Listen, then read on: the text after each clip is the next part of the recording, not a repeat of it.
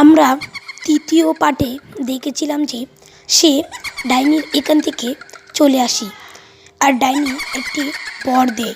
সে বর নিয়ে এসে বন্ধুরা তো চতুর্থ পার্ট নিয়ে চলে আসলাম। ও আজকের গল্প নিয়ে চলে আসলাম।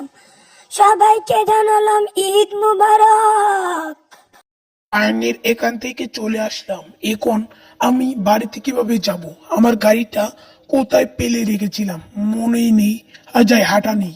এই বলে সে হাঁটতে লাগলো।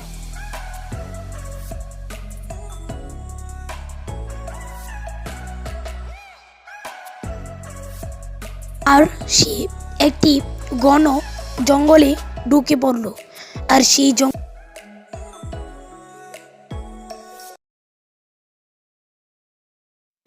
সেই জঙ্গলে থাকতো, সেই জঙ্গলে একটি গুহা ছিল। আর সেই গুহায় থাকতো এক রাক্ষস।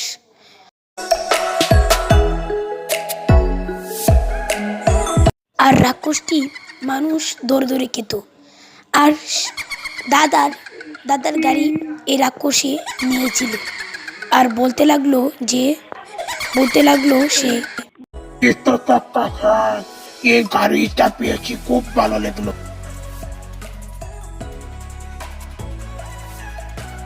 জোরে বৃষ্টি নামলো। যাই এই গুহাটার ভিতরে ঢুকে যাই। আর সেই সময় রাক্ষসটি ঘুমাচ্ছিল। আর সে তখনই ঘরে ঢুকে যায়। গাড়ি সহ সোনা দানা সব চুরি করে পালিয়ে যায় সেখানে।